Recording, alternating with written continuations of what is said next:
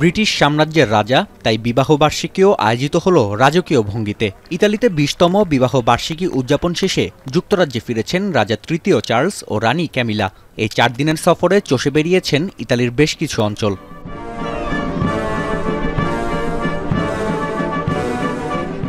সফরের শেষ দিন রাভেন্না শহরের বাজার ঘুরে বেড়ান রাজা ও রানী। এ সময় রানী পিৎজা তৈরি করেন, বিপরীতে স্থানীয় খাবারের স্বাদ নেন রাজা। বাজার পরিদর্শনে রাজ দম্পতিকে সঙ্গ দেন ইতালির প্রেসিডেন্ট।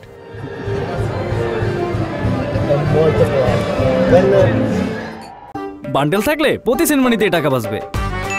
বিকাশ সেনমানি বান্ডেল কিনে জিতুন প্রতি লেনদেনে। নাৎসি জার্মানির দখল থেকে রাভেন্না স্বাধীনের ৮০তম বার্ষিকী উপলক্ষে বিশেষ অনুষ্ঠান আয়োজন করে শহর কর্তৃপক্ষ। টাউন হলের বারান্দায় ইতালীয়দের হাত নেড়ে অভিবাদন জানান রাজা চার্লস। পরিদর্শন করেন বাইরন জাদুঘর, দার্শনিক দান্তের সমাধিসৌধ ও সেন্ট ভিটালির ব্যাসিলিকা। বিবাহ বার্ষিকীর দিনটিতে ইতালিয়ান পার্লামেন্টের জয়েন্ট সেশনে বক্তব্য রাখেন ব্রিটিশ রাজা।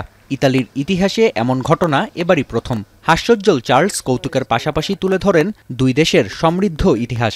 এরপরই রাজ দম্পতির সম্মানে কুইরিনাল প্রাসাদে আয়োজন করা হয় রাষ্ট্রীয় ভোজ, যেখানে উপস্থিত ছিলেন ১৫০ অতিথি।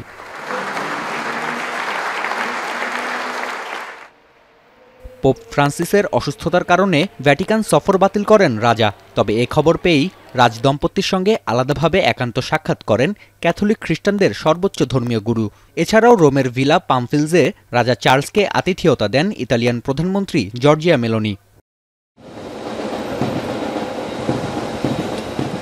প্রোস্টেট সার্জারির পর ক্যান্সারে আক্রান্ত রাজার প্রথম বিদেশ সফর এটি। আর সফরটি স্মরণীয় হবার অন্যতম কারণ ১৬ বছর পর ইতালির মাটিতে রাজা তৃতীয় চার্লসের প্রত্যাবর্তন। নাফিয়া আরমান মনন, এখন বিশ্ব।